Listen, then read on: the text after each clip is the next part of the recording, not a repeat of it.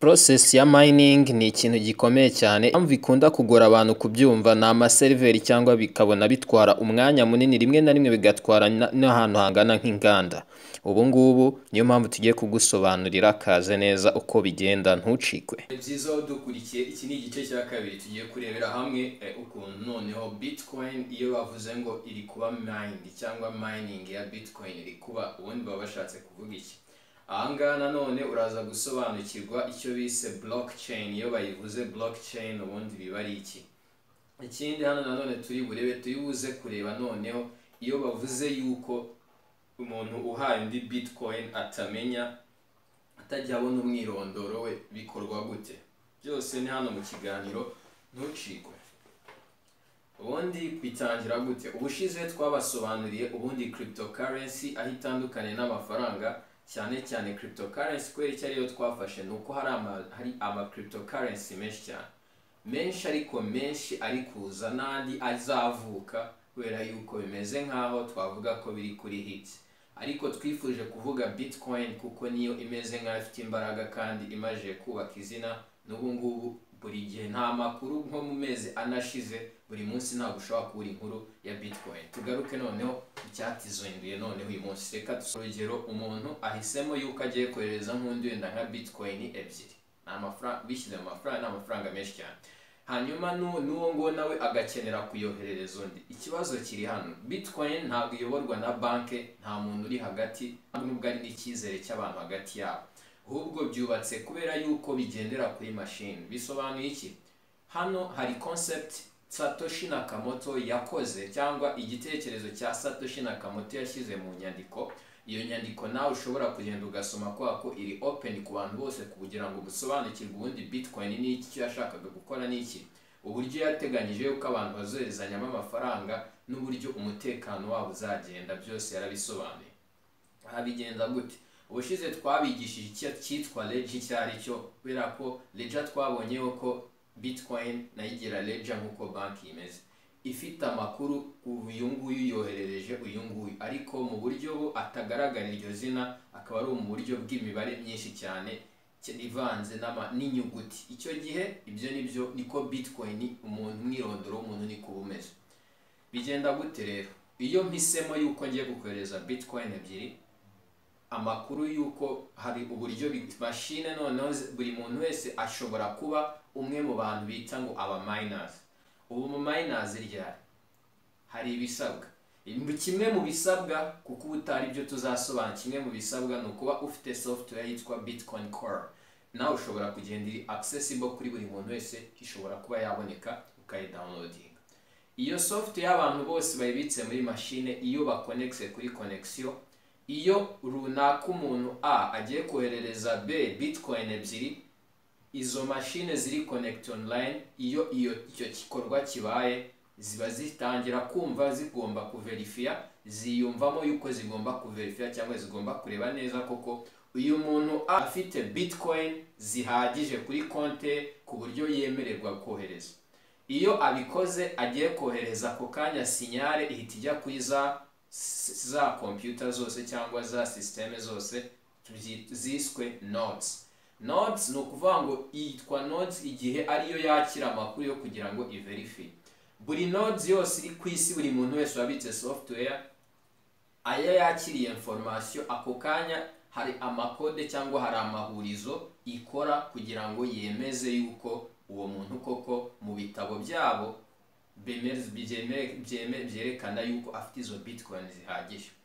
Kugira ngo ntagucanga cyane rero, iriya software downloadinga ibirimo ikintu cyitwa inyandiko cyangwa igitabo, cyangwa byitwa ledger mu Cyongereza, irimo amakuru guhera Bitcoin ya mbere Satoshi Nakamoto azigira iki, mining iyo Bitcoin akabona igihembo cya Bitcoin 50, kugeza ku uyu munsi ku bantu barenga kugeza kuri miliyoni 17 za Bitcoin zimaje kuba zaremwa, cyangwa 19 bitewe n'ubushakashatsi wasomye. Icyo gihe ayo makuru yose y'izo Bitcoin zose arabitse, iyo downloadinze nawe yafite. Niyo mpamvu iyi systeme yose ibanza ikareba koko niba iyo muntu koko afite izo Bitcoin, ndetse niyo habayeho transaction igakunda, nanone ayandi ayo makuru nanone ahita aza muri software yawe, kugira ngo n'ubutaha nibabikenera bizaya bihari. Icyo gihe rero software iyo zemeje yuko uwo muntu afite bitcoin ebyiri zose zerekana sinyale zikavuga ati yes uyu muntu ashobora kuyohereza. Iyo imwe ishatse gucheating ikavuga yuko uyu muntu ayafite kandi atayafite, izindi systeme zose ziravuga turi kubeshya, hoya ntabwo bihari. Icyo gihe bisobanuye iki noneho? Murabyumva yuko na abantu benshi ubu kwisi ba downloading iyo software, na abantu benshi baba miners kwisi bose ako kazi baragakora. Icyo gihe bisobanuye yuko noneho turabyumvishe yuko iyo umuntu inoherereje umuntu bitcoin, hari ibiverify arizo zitwa zise nodes cyangwa ama computer twahise nodes, kwa ko nibwo buryo bworoshye bwo kubyumva. Noneho urugero bibaye ni urugero rw'umuntu umwe, noneho muri kumva bitcoin ni ikintu kiri ku isi hose, urumva ni ama transaction cyangwa habaho guhererekanya kwinshi buri gihe ku isi. Icyo bisobanuye rero hano none tugomba kumva noneho bigenda gute, izo transaction zose zibika gute. Hari umubare runaka w'ibikorwa byo kohererezanya bibaho, ari byo byiswe transaction mu cyongereza, bituma hahita iyo ledger cyangwa icyo gitabo cyifunga. Iyo cyifunze gikora icyo bita aka block. Iyo block ibayeho amakuru yose arifunga mu buryo bwa hashing, hanyuma bukarema code imwe ijyana forward bitashoboka ko wayigarura inyuma. No kuvanga ubwo buryo bwo gukodinga iyo ledger igakora amakuru angana ayiforma nka hari akantu kafunze mu buryo bwa code, kugira ngo habeho iyindi ledger nshyashya cyangwa ikindi gitabo gishyashya kijyamo izindi transaction nshyashya. Kwa ko kari aka block kifungwa hari ibikorwa runaka byuzuye, hanyuma ako gashya kiremye kaba gafite noneho kabanzirizwa na code ya block yakabanjirije. Ako noneho kakirema n'izo transaction nazo zikabaho, hanyuma nanone niyo umubare runaka wagira nako ka block kakifunga kanifitemo ya code yabayeho mu buryo bwa process yitwa hashing. Iyi process yitwa hashing no kuvuga ngo ituma habaho biba zikaraga code kajyamo kakaba kabitsa amakuru yose, ariko ako gakode ntago kasubiza inyuma ngo ugende usubire inyuma ngo urebe ya block yindi yabayeho. Ako niko gatuma biba iyo chain. None uko bigenda byisubiramo nkuko izo block ebyiri ziremye n'izindi zigenda ziremeraho gutyo, transaction cyangwa ibikorwa runaka byakuzura bikifunga mu buryo bwa process ya hashing kakajya mu yindi block ya gatatu, gutyo zikane gatanu gatatu kugeza uyu munsi ni nyinshi cyane. Urwo ruhererekane rero kuza rw'ama block nirwo rwiswe blockchain.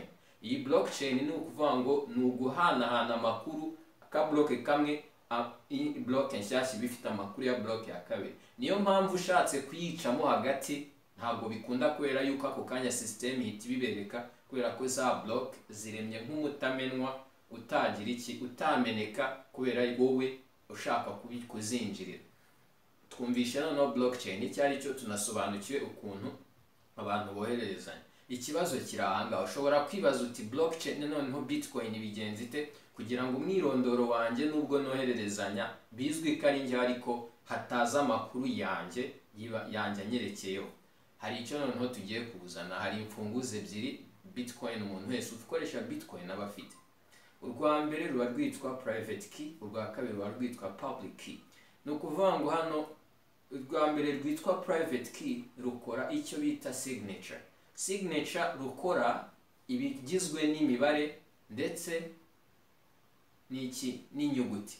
Ahangaha ibintu bicatse kuvuga iki? Noneho public key yo iverifya niba koko uriya muntu wohereje ari uwa nyawe, hanyuma ikahita ibituma mu buryo nanone bwa hashing habasha kuba haremwa umwirondoro we waburwa, ku buryo nubwo waba ufite iyo code uri kureba utayihuza n'uwo muntu, kubera ko ntibishoboka, kubera ko iyi system ya hashing nituma ibintu biba one way ntago biba two way nyine ngo bibe byagenda gutya ngo ubibone. Niba yakoze decryption ukaba uri kubona iyo code cyangwa ikuri imbere y'ibyo, ntishobora kukwereka neza uwakoherereje uwo ari we kabone nubwo waba umuzi.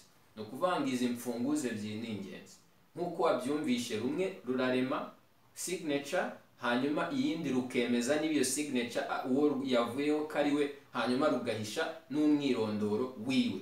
icyo gihe bisobanuye iki rero? Murabyumvishe neza, mwumvishe ukuntu noneho ibintu biva ku muntu umwe bijya ku wundi, hanyuma izo nodes nazo zikajya ziverifya buri transaction, buri muntu wese ashobora kujya part iyo system. Iyo mpamvu Bitcoin mining ntabwo biba bisobanuye ko ucukura ntuza Bitcoin, ahubwo biba bisobanuye yuko ufasha system ya Bitcoin, network ya Bitcoin kuba yabasha kuba igenzura neza icyitwa nyine ibikorwa bibera hagati byo kohererezanya Bitcoin. Ushobora kwibaza ko nta mushahara uhari, nta banki ibaho, bigenda gute? Umuntu wese ubashije gukora ihurizo byemeza neza niba transaction ariyo, hari igihembo abona, kuko izindi system iyo bimaje kuba verify amakuru yibika muri system ya kabone nubwo waba utari online, kugira ngo bizafashe n'ubutaha. Umuntu bikoze rero ahabwa igihembo. Satoshi Nakamoto we abikora akora icyo bise Genesis block, niko yitwa, we ubwe wenyewe niwe watangije igitekerezo, yerekanye n'ukuntu bizakorwa. Yarabikoze amaje kuverifya neza, amaje gukora iryo hurizo rya system, ahabwa Bitcoin 50, aho hari muri 2009 mu kwa 9. Hanyuma kugeza uyu munsi umuntu ukoze icyo kibazo cya Bitcoin ashobora guhabwa ama Bitcoin runaka system yamugeneye, kubera yuko buri gihe uko imyaka zigenda zegera gushira, nkuko twabivuze zari 20 miliyoni 21 niko Satoshi Nakamoto yabivuze. Ubu ngubu bamaje gusarura zirenga miliyoni 19.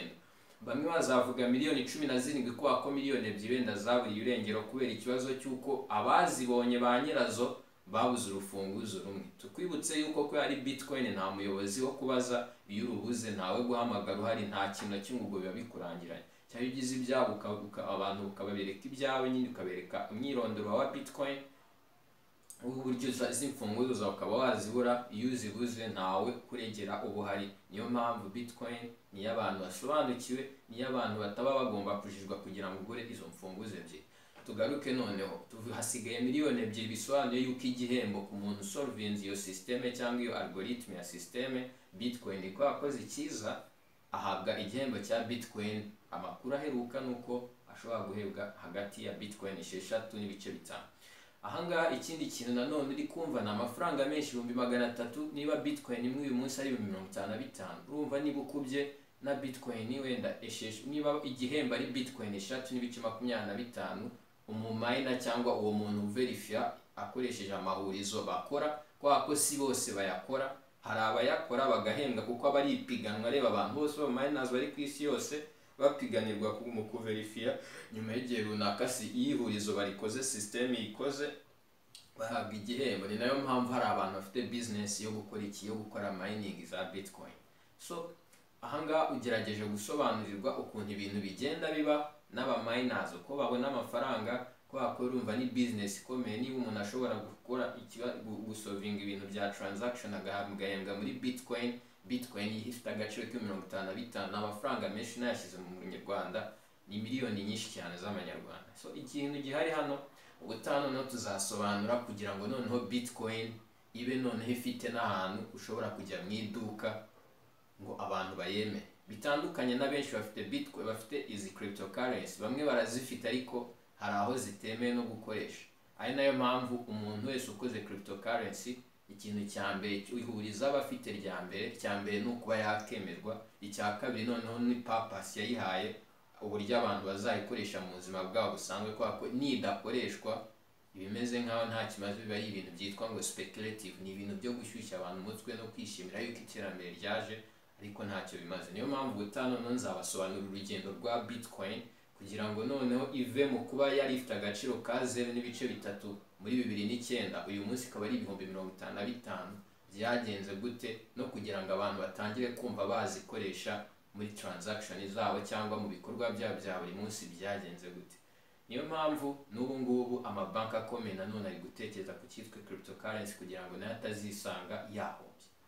Guha ishusho rusange ni ukuvuga ntuzabe mu bavuga ko badasobanukiwe, turi hano kugira tugusobanurire. Nugira ikibazo ku bintu bya cryptocurrency tubifataho umwanya cyane, turabyiga na blockchain, tuzagerageza kugusobanurira ibyo twize, kandi icyo tubibutsa ntabwo hano idutanga inama zo kugira ngo ushore cyangwa ukore muri ibi bintu, ubwo hano turagusobanurira iyo ujya gushora, tugushishikariza gukora ubushakashatsi bwimbitse cyangwa ukareba abashinzwe izi serivisi zo kuba bagira inama abantu byerekeye no gushora, bakakugira inama kubera ko birangira n'ubundi amafaranga ugiye gushora ari ayawe. Ciao, shalom, nakagaruka naho ubutaha.